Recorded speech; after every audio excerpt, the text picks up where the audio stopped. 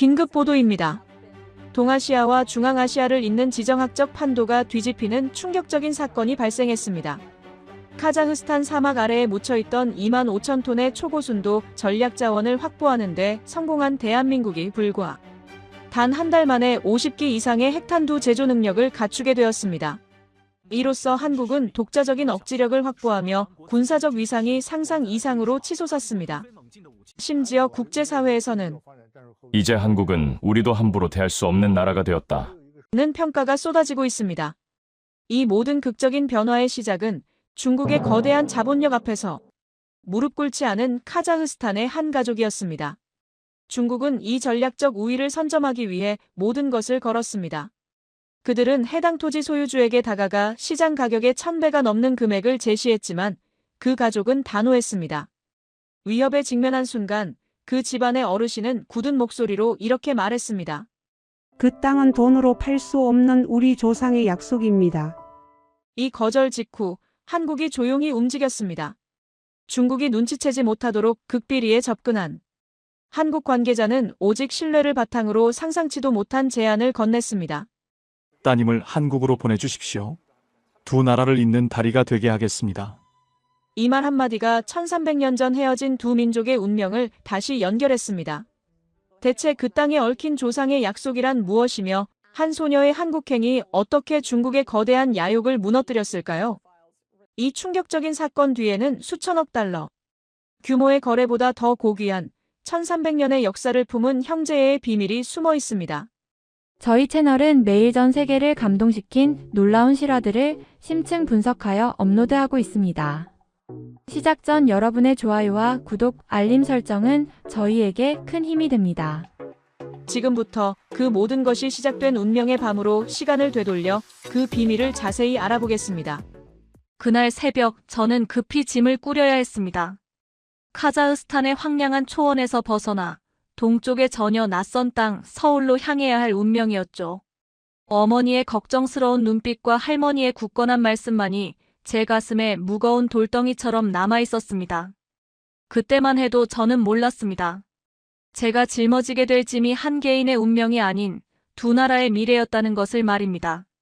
저는 할머니의 낡은 자수 손수건을 가슴에 품고 비행기에 몸을 실었습니다. 창 밖으로 평생 저를 품어주었던 카자흐스탄의 광활한 초원이 점점 멀어져 갔고 제 마음속에는 알 수 없는 기대와 두려움이 교차했습니다. 6시간의 비행 끝에 마침내 도착한 인천공항은 제가 상상했던 것과는 완전히 다른 세계였습니다. 높고 현대적인 건물들, 빠르게 움직이는 수많은 사람들, 깨끗하게 정돈된 도로는 제가 살던 마을의 흙냄새와는 너무나도 달랐습니다. 모든 것이 저를 압도했고 저는 잠시 숨을 쉴 수 없을 정도였습니다. 그때 제 이름을 부르는 소리가 들렸고 한태윤 씨가 저를 마중 나와 있었습니다. 그는 미소를 지으며 잘 왔어요. 아이게림 양 피곤하죠. 기숙사로 가시죠라고 말씀하셨습니다. 저희는 리무진 버스를 타고 서울로 향했습니다. 창밖으로 보이는 한강은 정말이지 경이로웠습니다. 넓은 강 위로 수많은 다리가 놓여 있었고 밤거리는 끝없는 불빛으로 가득 차 있었습니다. 한태윤 씨는 여기가 한강입니다. 서울을 가로지르는 강이에요. 적응하는데 시간이 좀 걸릴 거예요. 천천히 하세요라고 배려해 주셨지만 저는 이미 이 나라의 역동적인 힘에 깊이 놀라고 있었습니다. 서울대학교 근처에 마련된 기숙사 방은 작았지만 깨끗하고 따뜻했습니다. 저는 짐을 풀다가 할머니가 주신 자수 손수건을 꺼내 한참을 바라보았습니다. 할머니, 저 잘 도착했어요. 혼자 중얼거렸지만 제 목소리는 떨리고 있었습니다. 다음 날부터 어학당 수업이 시작되었습니다. 반에는 중국, 베트남, 몽골, 우즈베키스탄 등 다양한 나라에서 온 학생들이 있었지만 저는 카자흐스탄에서 온 유일한 학생이었습니다. 어색한 한국어로 자기소개를 하자 선생님은 제 발음이 좋다며 놀라셨습니다. 저는 석 달 동안 혼자 독학했다고 말씀드렸지만 사실 수업은 제 예상보다 훨씬 어려웠습니다. 처음 접하는 한글은 외계 문자처럼 보였고 문법과 어휘는 머릿속을 맴돌기만 했습니다. 하지만 저는 포기하지 않았습니다. 할머니의 말씀을 떠올렸기 때문입니다. 우리 피에는 전사의 피가 흐른단다. 저는 매일 밤 늦게까지 공부했고 오전에는 어학당, 오후에는 도서관, 저녁에는 복습을 반복했습니다. 한국의 교육 시스템은 제게 깊은 인상을 주었습니다. 특히 한글이라는 문자는 과학적이고 논리적이어서 배우기는 어려웠지만 한번 배우고 나니 모든 것을 빠르게 이해할 수 있는 놀라운 힘을 가지고 있었습니다. 저는 이 한글이야말로 한국의 눈부신 발전에 숨겨진 원동력이 아닐까 생각했습니다.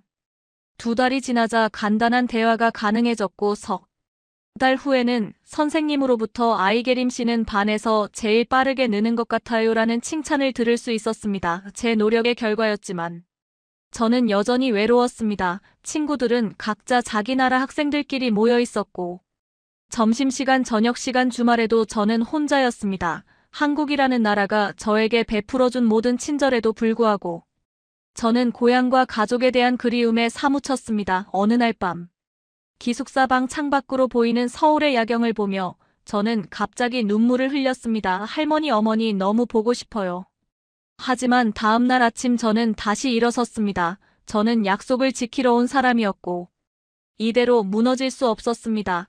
저는 거울을 보며 다짐했습니다. 아니야, 나는 강한 아이야. 내 피에는 전사의 피가 흐른다. 이 외로움은 나를 더 단련시켜 줄 것이다. 6개월이 지났을 때 한태윤 씨가 저에게 연락을 해왔습니다. 대학 근처 카페에서 만난 그는 선생님들이 칭찬이 자자하더라고요. 할머니는 잘 계시죠라고 물었습니다. 저는 네, 이제 한국어로 대화할 수 있어요 라고 대답했고 그는 미소 지었습니다. 좋아요. 그 마음 잊지 마세요. 아이게림 양이 여기 온 이유를 항상 기억하세요. 저는 알고 있어요. 2 나라를 잇는 다리가 되는 거죠라고 대답하며 제 운명을 다시 한번 되새겼습니다. 1년이 흘러 저는 어학당 최우수 학생으로 졸업했습니다. 그리고 국제관계학과 야간대학에 입학했습니다. 낮에는 편의점에서 아르바이트를 하고 밤에는 수업을 들었습니다. 편의점 일은 한국 사람들과 가장 가까이서 대화하는 법을 배울 수 있는 좋은 기회였습니다.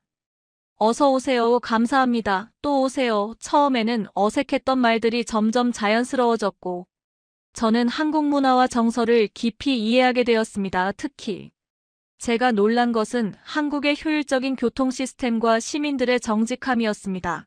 제가 편의점에서 실수로 잔돈을 더 주어도 다음날 고객은 반드시 그것을 돌려주었고 버스와 지하철은 약속된 시간에 정확히 도착했습니다.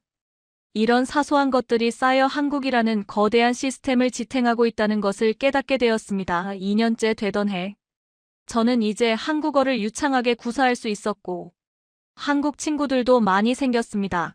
무엇보다 저는 할머니가 들려주신 전설의 진실을 확인하기 위해 고구려, 중앙아시아 유목, 민족의 이동 등 2 나라의 역사를 깊이 공부했습니다.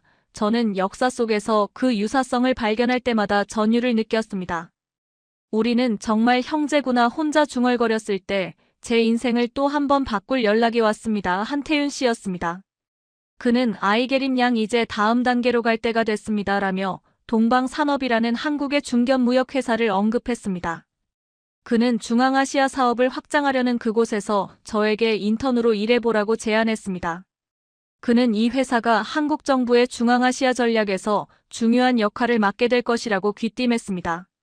일주일 후 저는 동방산업 면접을 보았습니다. 우승재 부장은 저에게 한국어 정말 잘하네요. 카자흐스탄 사정도 잘 알겠죠? 라고 물었고 저는 네, 제 고향이니까요 라고 답했습니다. 저는 합격했고 처음 출근한 날 긴장된 마음으로 사무실에 앉았습니다. 사무실은 넓고 사람들은 바빴습니다. 모두가 빠르게 움직이며 각자의 임무를 수행하는 모습에서 한국 기업 문화의 역동성을 느낄 수 있었습니다. 우승재 부장은 저에게 카자흐스탄 시장 조사부터 해보라고 지시했고 저는 열심히 일했습니다. 오전에는 시장 조사, 오후에는 보고서 작성, 저녁에는 대학 수업을 들으며 바쁘지만 의미 있는 시간을 보냈습니다. 3달쯤 지났을 때 우승재 부장이 제 책상으로 왔습니다. 그는 제가 작성한 보고서가 매우 정확하다며 칭찬하더니 갑자기 진지한 표정으로 물었습니다. 왜 한국에 왔어요? 진짜 이유를 말해주세요. 저는 순간 심장이 빠르게 뛰었지만 거짓말을 할 수 없었습니다. 저는 진실을 말하기로 결심했습니다. 부장님. 저는 말을 고르며 천천히 이야기했습니다. 저희 할머니가 평생 하신 이야기가 있어요. 우리 조상이 고구려라는 나라에서 왔다고요. 그리고 한국에서 오신 분들이 그게 진실이라고 증명해 주셨습니다. 그리고 제가 여기 온 진짜 이유는 저희 땅에 뭔가 있어요. 중국이 그걸 탐냈고 한국이 보호해 주겠다고 했어요. 그래서 제가 여기 온 겁니다. 나 부장님은 잠시 침묵하더니 고개를 끄덕였습니다. 나 정직하네요. 좋아요. 그리고 그는 자신이 어느 정도 이 사실을 알고 있었다는 것을 암시하며 의자를 당겨 앉았습니다. 그는 저를 2년 동안 지켜봐왔으며 제가 성실한지 진심인지 두 나라를 정말 생각하는지 확인했다고 말했습니다. 그리고 그는 미소 지었습니다. 합격이에요. 이제 당신을 신뢰해요. 다음 단계로 갈 준비가 됐어요. 그 말을 듣는 순간 지난 2년간의 외로움과 고통이 한순간에 보상받는 기분이었습니다. 저는 단순한 유학생이 아니라 두 나라의 신뢰를 상징하는 존재가 된 것입니다. 이제부터 제가 해야 할 진짜 일이 시작되는 것이었습니다. 이 단계는 단순한 취업이 아니라 할머니의 땅과 한국의 미래를 건 거대한 비밀작전의 서막이었음을 저는 그때 깨달았습니다. 저는 부장님 앞에서 흔들림 없이 고개를 끄덕였습니다. 이 모든 것이 제가 한국 땅에 발을 디딘 궁극적인 이유였으니까요. 저는 한국에 대한 깊은 감사와 함께 막중한 책임감을 느꼈습니다. 이곳에서의 모든 경험이 이 비밀스러운 임무를 수행하기 위한 훈련 과정이었음을 깨달았기 때문입니다. 이제 저는 카자흐스탄의 유목민 소녀가 아닌 한국과 카자흐스탄을 잇는 무역 전문가로서 두 나라의 역사적 약속을 현실로 만들어야 하는 임무를 안게 된 것입니다. 저는 한국에 대한 깊은 감사와 함께 막중한 책임감을 느꼈습니다. 이곳에서의 모든 경험이 이 비밀스러운 임무를 수행하기 위한 훈련 과정이었음을 깨달았기 때문입니다. 이제 저는 카자흐스탄의 유목민 소녀가 아닌 한국과 카자흐스탄을 잇는 무역 전문가로서 두 나라의 역사적 약속을 현실로 만들어야 하는 임무를 안게 된 것입니다. 우승재 부장의 합격이에요. 이제 당신을 신뢰해요. 다음 단계로 갈 준비가 됐어요. 라는 말은 단순한 인턴 합격이 아니라 제 운명이 공식적으로 시작되었음을 의미했습니다. 그 후 1년이 더 흘러 저는 20살이 되었고 동방산업의 정식 직원으로 중앙아시아 무역팀에서 일하게 되었습니다. 저는 카자흐스탄 업체들과 연락하고 계약서를 검토하며 통역까지 도맡았습니다. 우승재 부장은 저의 훌륭한 멘토였으며 그는 비즈니스란 단기적인 이익이 아니라 신뢰와 장기적인 관계를 구축하는 것임을 끊임없이 강조했습니다. 그는 한국 기업들이 카자흐스탄을 단순히 물건을 파는 시장이 아니라 함께 성장해야 할 형제국가로 대하고 있다는 진심을 보여주었고, 저는 그 진심을 배운 것이 나중에 중국과의 경제전쟁에서 제가 가진 가장 강력한 무기가 될 것임을 그때는 알지 못했습니다. 마침내 신뢰를 쌓은 지 1년 후 어느 날 오후 우승재 부장이 조심스럽게 물었습니다. 아이게림 씨, 할머니 땅 혹시 지질 조사를 해볼 수 있을까요? 저는 이 질문이 올 것을 예상했지만 막상 듣자 심장이 빠르게 뛰었습니다. 저는 왜 갑자기요라고 물었고, 부장님은 당신을 2년 동안 지켜봤고 이제 믿을 수 있습니다. 그래서 다음 단계로 가려고 합니다라고 답했습니다. 그는 한국산업부에서 공식 조사단을 파견하여 우라늄이 정말 있는지 얼마나 있는지 정확히 확인하려고 한다고 설명했습니다. 그는 중국이 그 사실을 모르게 극비리에 진행되어야 한다고 덧붙였습니다. 저는 이것이 할머니와 한국 정부 사이에 맺어진 비밀스러운 약속을 현실화하는 첫걸음이라는 것을 알았고 제 임무가 마침내 시작되었음을 깨달았습니다. 저는 떨리는 손으로 할머니께 전화를 걸어 조심스럽게 상황을 설명했습니다. 할머니는 잠시 침묵하시더니 흔쾌히 허락하셨습니다. 그래, 조사해봐라.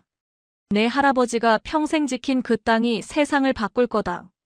할머니의 목소리는 불안함 대신 1300년 전부터 이어진 전설에 대한 강한 확신으로 가득 차 있었습니다. 할머니의 단호함은 저에게 다시 한번 용기와 확신을 주었습니다.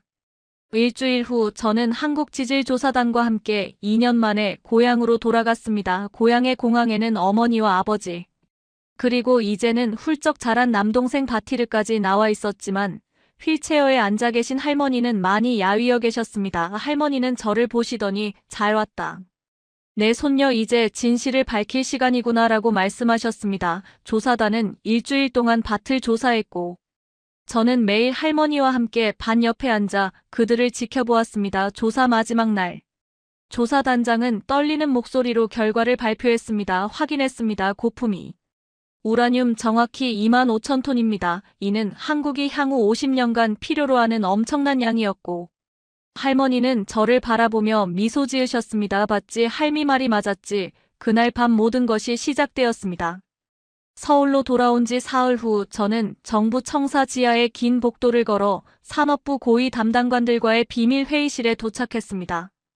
테이블에 앉은 5명의 중년 남성들은 모두 양복 차림으로 무거운 표정이었습니다.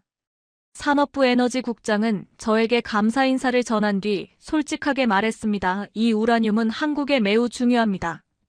핵발전소뿐만 아니라 다른 용도도 있습니다. 그는 동아시아의 불안정한 국제 정세와 북한의 핵 위협, 중국의 군사력 확대를 언급하며 한국에게 독자적인 억지력이 절실함을 강조했습니다. 그들은 저에게 할머니 땅의 우라늄을 카자흐스탄 정부도 모르게 비밀리에 공급해달라고 요청했습니다. 표면적으로는 농업 협력과 기술 교류로 위장하고 실제로는 우라늄을 조금씩 반출하는 작전이었습니다.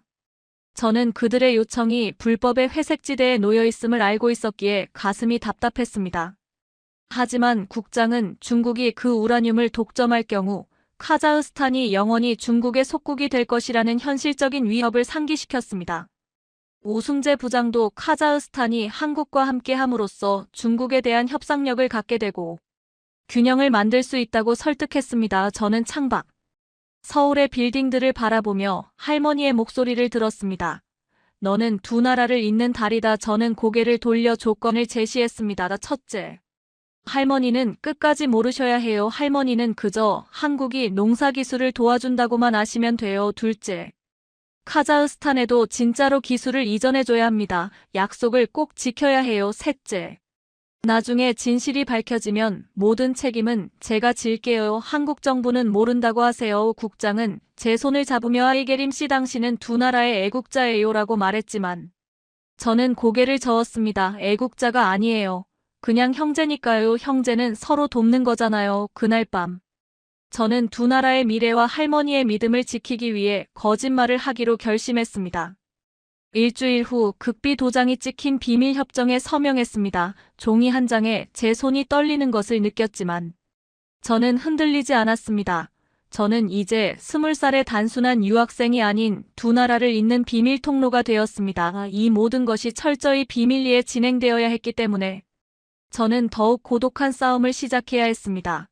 이 거대한 비밀의 무게를 짊어지기 위해 저는 매일 밤 거울 앞에서 제 각오를 다졌습니다.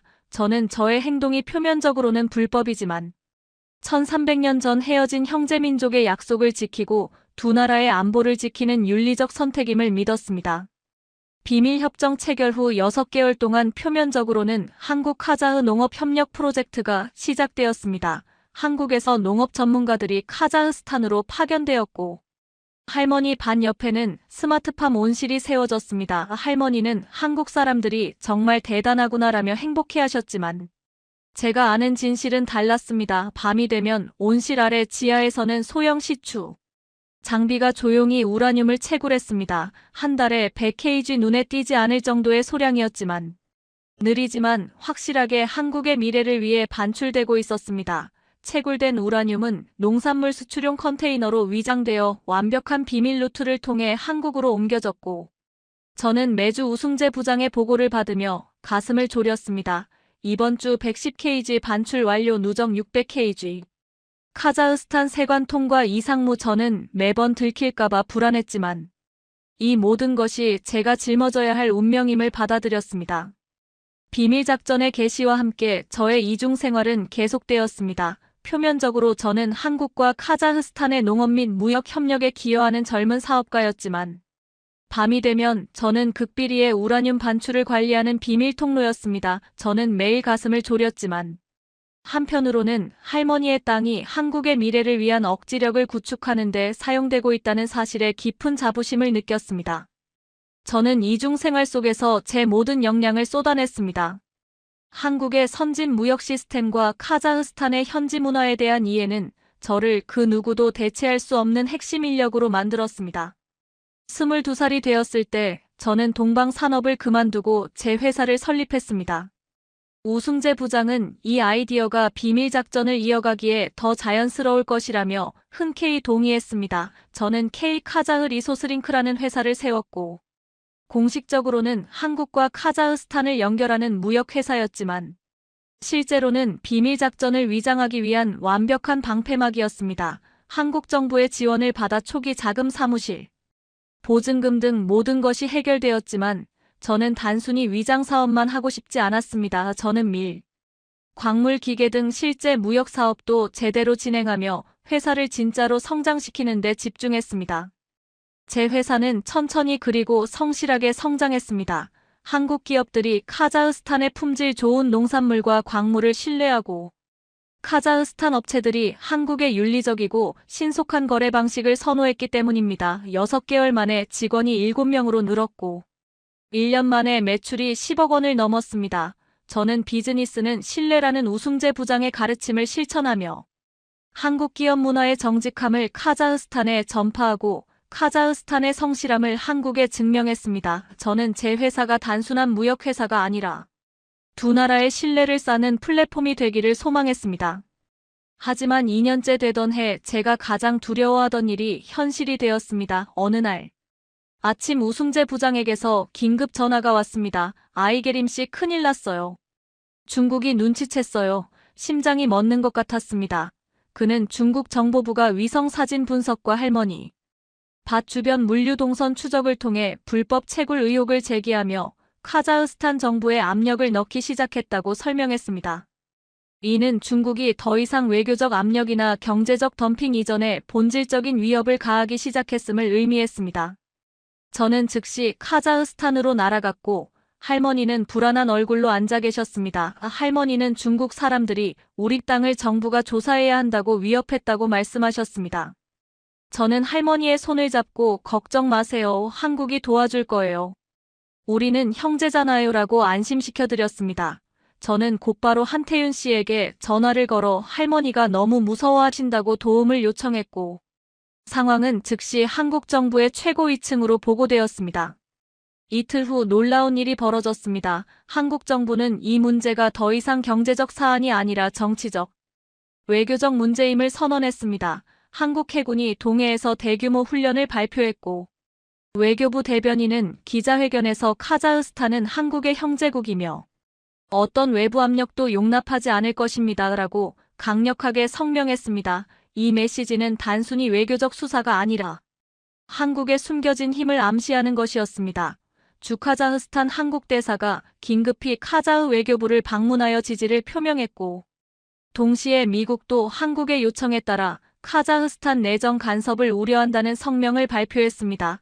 이 외교적 군사적 압력의 사흘 후 중국은 물러섰고 할머니 집 앞에 오던 중국인들도 사라졌습니다. 할머니는 눈물을 흘리시며 아이게 한국이 정말 우리를 지켜줬구나 라고 말씀하셨지만 저는 할머니에게 진실을 말할 수 없었습니다. 제 마음은 무거웠습니다. 할머니는 진실을 모르셨지만 그 땅 밑에서는 여전히 한국의 미래를 위한 작업이 계속되고 있었기 때문입니다. 외교적 위기가 일단락되자 중국은 즉시 다음 단계를 밟았습니다. 이번에는 외교적 압력이나 군사적 위협이 아니라 경제적 덤핑이라는 비열하고도 파괴적인 무기였습니다. 23살이 되었을 때 새로운 위기가 찾아왔습니다.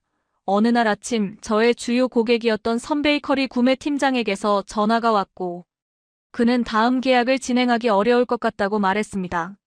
이유는 중화자원이라는 중국 국영기업이 시장가보다 30%나 낮은 가격을 제시했기 때문이었습니다. 이는 명백한 손해를 감수하는 덤핑 공세였고 그들의 목적은 K 카자흐 리소스링크라는 신뢰의 다리를 파괴하는 것이었습니다. 30분 후 다른 거래처에서도 똑같은 연락이 왔고 하루 만에 저는 주요 고객 5곳을 잃었습니다. 직원들은 불안해했고 저는 방법을 찾겠다고 말했지만 속으로는 패닉이었습니다. 일주일 후 더 큰 문제가 터졌습니다. 저에게 밀을 공급하던 카자흐스탄의 주요 농가들이 중화자원의 압력으로 저와의 거래를 중단했습니다. 아이게림 미안해 중화자원이 우리 물건 대부분을 샀거든. 우리도 먹고 살아야 해 공급망이 완전히 끊어진 것입니다. 한 달 사이에 고객도 공급처도 매출도 모두 사라졌고 직원 월급을 줄 돈조차 부족했습니다. 2명의 직원이 생활고 때문에 회사를 떠났고 사무실에 저 혼자 남겨졌습니다. 그때 모르는 번호로 전화가 왔고 다음날 강남의 고급 호텔 라운지에서 중화자원 한국지사 왕리청을 만났습니다. 그는 저에게 10억 원을 제시하며 제 회사를 인수하고 싶다고 제안했습니다. 저는 단호하게 거절했습니다. 그는 당신 혼자서 우리를 이길 수 없어요. 당신은 뭐가 있죠? 작은 사무실 하나라고 조롱했지만 저는 신뢰가 있어요라고 대답했습니다. 그는 크게 웃으며 비즈니스에서 신뢰가 뭐가 중요해요? 돈이 중요하죠라며 중국의 덤핑 전략을 정당화했습니다. 그는 중국의 방식이 덤핑으로 경쟁자를 없앤 다음 독점 상태가 되면 가격을 폭등시키는 것이며 이것이 바로 아시아 비즈니스의 냉혹한 현실이라고 말했습니다. 저는 자리에서 일어나 전 안 팔아요. 그리고 언젠가 당신들을 이길 거예요 라고 선언했습니다. 왕리청은 후회할 거예요. 앞으로는 더 세게 나갈 거예요 라고 경고했습니다. 그의 말대로 다음 주부터 압박은 더욱 심해졌습니다. 카자흐스탄의 거의 모든 농가가 저와의 거래를 거부했고 서울의 사무실 건물주까지 중화자원의 압력으로 저와의 계약 연장을 거부했습니다. 한 달 후 저는 사무실을 빼야 했고 집으로 가져갈 수 있는 건 노트북 하나뿐이었습니다. 그날 밤 저는 할머니께 전화를 걸어 할머니 저 실패할 것 같아요 라며 울음을 터뜨렸습니다. 할머니는 약하지만 단호한 목소리로 말씀하셨습니다. 아이게리마 넘어지는 게 실패가 아니다. 일어나지 않는 게 실패다. 너는 우리 피에 흐르는 전사의 피를 잊었니? 다시 일어서라. 저는 할머니의 말씀을 듣고 다시 정신을 차렸습니다. 맞습니다. 저는 아직 포기하지 않았습니다. 돈과 자본으로는 중국을 이길 수 없다는 것을 깨달았습니다. 저는 역사 신뢰 그리고 형제라는 무기로 맞서기로 결심했습니다. 저는 노트북을 열고 새로운 전략을 구상했습니다. 제목은 한카자흐 형제국. 동맹 고구려에서 시작된 1300년의 약속이었습니다. 다음 날 아침 저는 우승재 부장에게 전화했고 그는 서울 중심가의 호텔 회의실에 한국의 주요 기업 대표들을 모아주었습니다. 저는 프레젠테이션을 열고 단순한 무역 계약이 아닌 역사적 동맹을 제안했습니다. 저는 고구려 유민들이 서쪽으로 떠나 카자흐스탄에 정착한 역사를 설명하며 우리는 같은 뿌리를 가졌습니다라고 강조했습니다. 그리고 중국의 덤핑 전략이 결국에는 가격 폭등으로 이어질 것임을 경고하며 카자흐스탄은 여러분을 형제로 봅니다. 안정적인 공급을 보장하고 합의된 가격을 유지하겠습니다라고 약속했습니다. 저는 시장가보다 5% 낮은 가격과 함께 공급 안정성을 보장하는 위약금 조항을 제시하며 신뢰를 담보했습니다. 제 프레젠테이션이 끝난 후 회의실은 깊은 침묵에 잠겼습니다. 모두가 생각에 잠긴 얼굴이었고 저는 떨리는 마음으로 그들의 반응을 기다렸습니다. 한 임원은 역사는 알겠는데 구체적인 가격은 어떻게 되나요? 라고 물었고 저는 시장가보다 5% 낮게 드리겠습니다. 중국보다는 비싸지만 장기적으로는 훨씬 안전합니다. 라고 대답했습니다. 우승재 부장은 저는 아이게림 대표를 3년 넘게 봤습니다. 이 사람의 진심을 보증할 수 있습니다. 라며 힘을 실어주었습니다. 회의는 1시간 넘게 이어졌고 마침내 선베이커리 대표님이 흥미롭네요. 저희 내부에서 검토해 보겠습니다. 라고 긍정적인 반응을 보였습니다. 사흘 후 선베이커리에서 연락이 왔습니다. 아이게림 대표님 계약하고 싶어요. 저는 기쁨을 감출 수 없었습니다. 하지만 그들은 카자흐스탄 정부의 공식 보증을 받아달라는 조건을 제시했고 저는 이것이 중국의 위협을 완전히 차단하기 위한 필수적인 단계임을 알았습니다.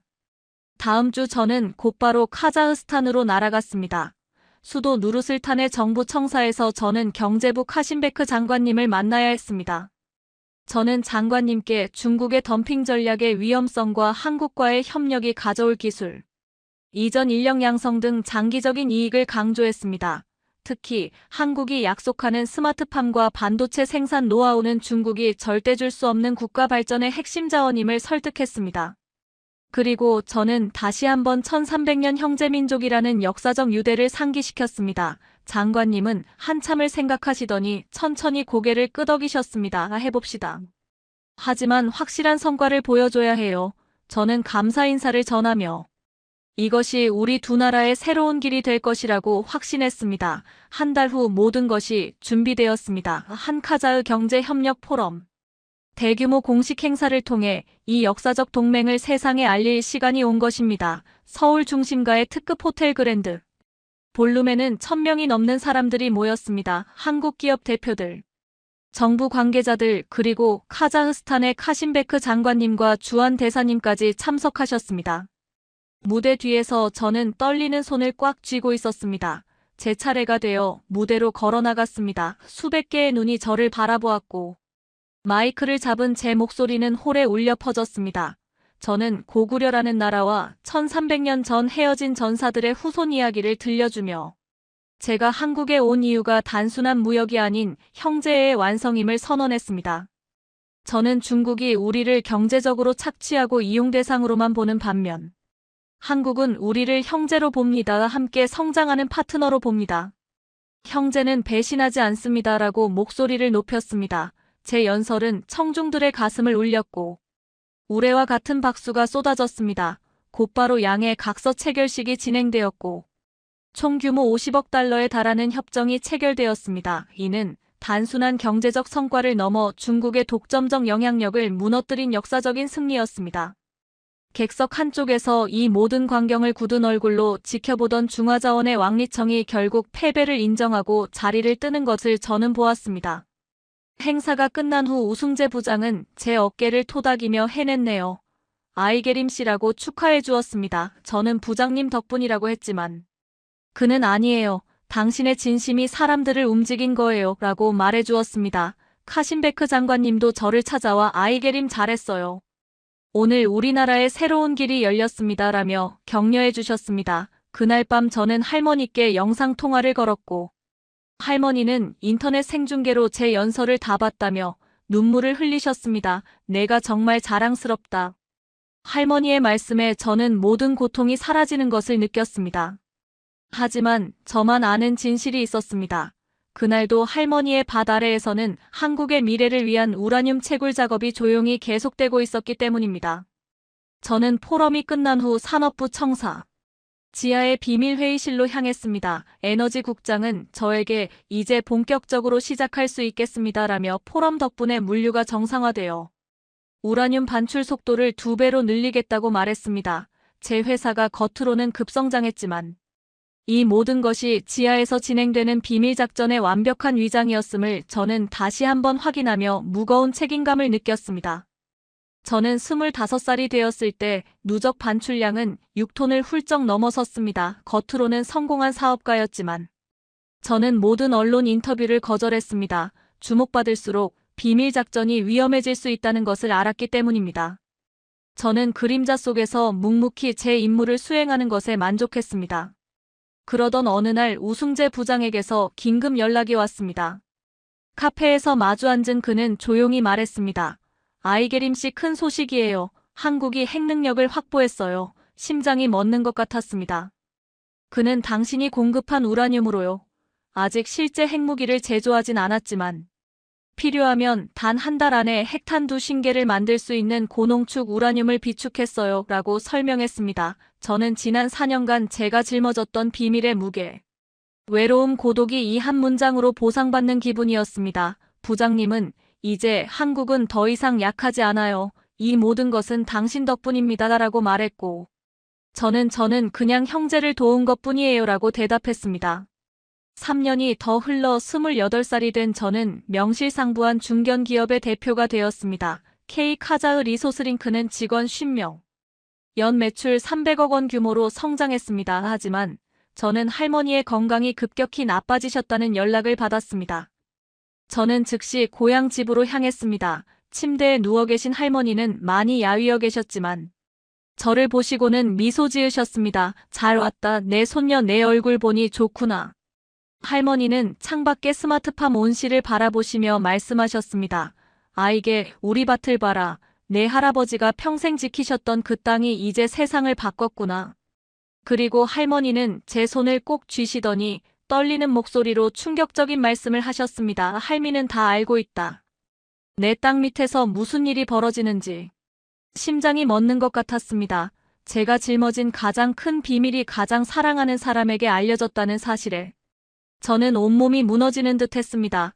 저는 눈물을 흘리며 할머니 죄송해요. 속였어요. 라고 말씀드렸습니다. 하지만 할머니는 미소 지으시며 제 머리를 쓰다듬으셨습니다. 아니다. 너는 옳은 일을 했어. 할머니는 한국 사람들이 밤에 뭘 하는지, 컨테이너에 뭘 싣는지 다 봤지만 내가 힘들까봐 모른 척했다고 말씀하셨습니다. 할머니는 제가 혼자 그 거대한 무게를 짊어지고 있는 것을 알고 계셨던 것입니다. 우리 조상들이 1300년 전에 동쪽을 떠났을 때 언젠가 돌아갈 거라고 믿었을 거야. 그리고 내가 그 약속을 지킨 거다. 다시 연결해 준 거지. 할머니는 저에게 너는 두 나라를 구했다며 마지막 축복을 내려주셨습니다. 한 달 후 할머니는 평생 지켜온 그 땅의 품으로 돌아가셨습니다. 저는 할머니관 앞에 서서 할머니 약속 지켰어요. 할머니 땅이 세상을 바꿨어요. 라고 말씀드리며 마지막 인사를 전했습니다. 할머니를 마을 공동묘지 할아버지 옆에 모셨습니다. 비석에는 단순하게 아낄 믿음을 지킨 자라고 새겼습니다. 할머니의 삶 자체가 1300년 전부터 이어진 약속을 지킨 하나의 위대한 역사였기 때문입니다. 할머니가 돌아가신 지 2년 후 제 나이 32살이 되었을 때 저는 청와대로부터 연락을 받았습니다. 아이게림 대표님 대통령께서 만나고 싶어 하십니다. 저는 비공개 면담이라는 말에 긴장하며 청와대 지하 비밀회의실로 향했습니다. 그곳에는 대통령과 국방부 장관, 산업부 장관이 저를 기다리고 계셨습니다. 대통령께서는 직접 의자를 권하시며 먼저 감사의 말씀을 전하셨습니다. 당신이 한국을 위해 해준 일을 말로 다 표현할 수 없습니다. 감사합니다. 저는 그 순간 제가 짊어졌던 모든 고독한 노력이 국가 최고 지도부로부터 인정받았다는 사실에 온몸의 전율을 느꼈습니다. 국방부 장관은 서류를 펼쳐 확보된 고농축 우라늄 8톤이 핵탄 2신개를 제조할 수 있는 양이며 한국이 이제 필요하다면 단 한 달 만에 핵능력을 확보할 수 있음을 보고했습니다. 장관은 한국이 독자적 억지력을 갖추게 되어 동아시아 안보 판도가 근본적으로 바뀌었다고 설명했습니다. 대통령께서는 자리에서 일어나 작은 상자를 꺼내셨습니다. 상자 안에는 빛나는 훈장이 들어있었습니다. 대통령께서는 제 눈을 깊이 바라보시며 말씀하셨습니다. 아이게림 대표님, 이건 국가가 드리는 감사의 표시입니다. 이 훈장은 공식 기록에 남지 않을 겁니다. 당신 외에는 아무도 이 사실을 모를 겁니다. 하지만 대한민국은 영원히 기억하겠습니다. 대통령께서는 직접 제 가슴에 훈장을 달아주셨고 저는 눈물을 참을 수 없었습니다. 각하, 저는 그냥 형제니까요. 형제는 서로 돕는 거잖아요. 대통령께서는 미소 지으시며 맞습니다. 우리는 형제입니다. 라고 답해 주셨습니다. 면담이 끝난 후 국방부 장관은 저에게 한 가지 더 중요한 사실을 알려주었습니다. 아이게림 대표님, 중국의 태도가 달라졌어요. 작년부터 한국에 대한 압박이 줄었습니다. 무역 협상에서도 예전처럼 강하게 나오지 않아요. 그는 중국이 한국이 뭔가 가지고 있다는 것을 눈치챘고 그 불확실성 때문에 함부로 하지 못하는 것이라고 설명했습니다. 중국의 막대한 자본과 압력이 1300년 형제애가 만든 비밀 억지력 앞에서 무력해진 것입니다. 장관님은 제 어깨를 가볍게 두드리며 이게 다 당신 덕분입니다. 라고 말씀해 주셨습니다. 그날 밤 저는 집에 돌아와 손에 든 비밀 훈장을 바라보았습니다. 이 훈장은 세상에 존재하지 않는 훈장이었고 저의 희생과 고독을 상징하는 유일한 증표였습니다. 할머니께서 평생 지켜온 그 작은 땅의 위대함이 이 모든 것을 가능하게 했다는 사실에 저는 깊은 감사를 느꼈습니다. 할머니 전설이 진짜였어요. 그리고 그 전설이 한국을 구했어요. 5년이 더 흘렀습니다. 37살이 된 지금 제 삶은 이전과는 완전히 달라졌습니다.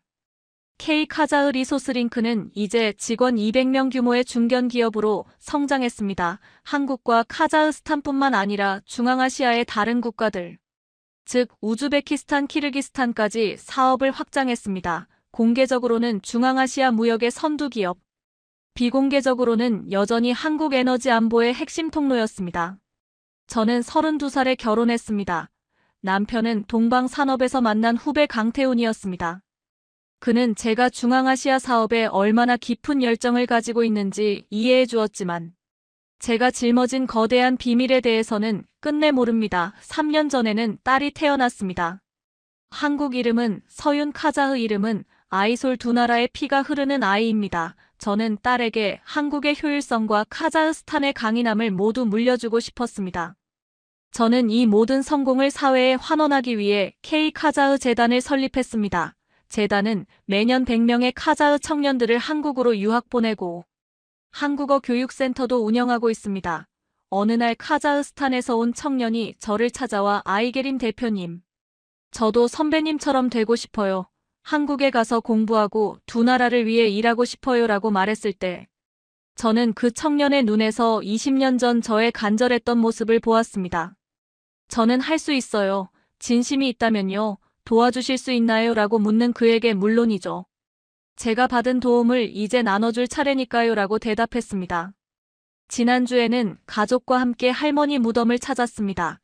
4살 된 딸 서윤이는 맑은 눈으로 무덤을 바라보았고 남편은 정성껏 준비한 꽃을 놓으며 증조할머니는 정말 대단한 분이셨단다라고 말했습니다. 저는 무릎을 꿇고 할머니께 말씀드렸습니다. 할머니, 이제 두 나라가 정말 형제처럼 지내고 있어요.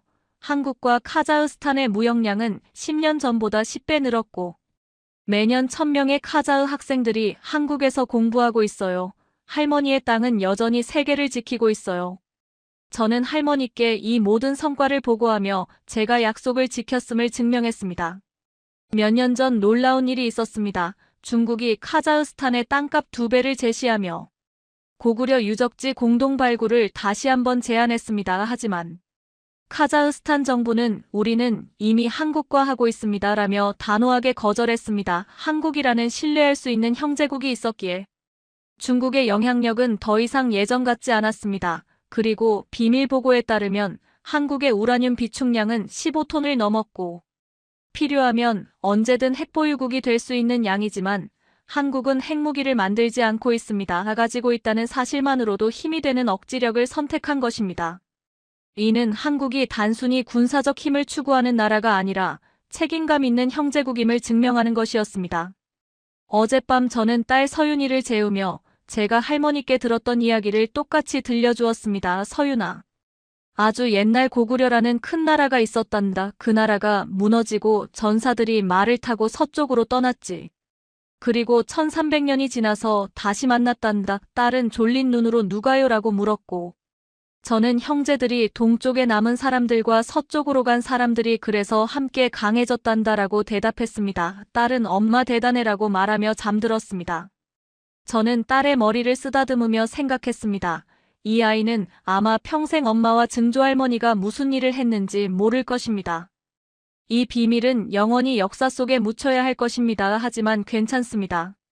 중요한 것은 이 아이가 더 안전하고 강해진 세상에서 살 수 있다는 것입니다. 두 나라가 강해졌고 형제가 함께 살아남았다는 것, 그것이 제가 바란 전부였습니다. 지금 이 순간에도 할머니의 밭 아래에서는 조용히 우라늄이 나오고 있습니다.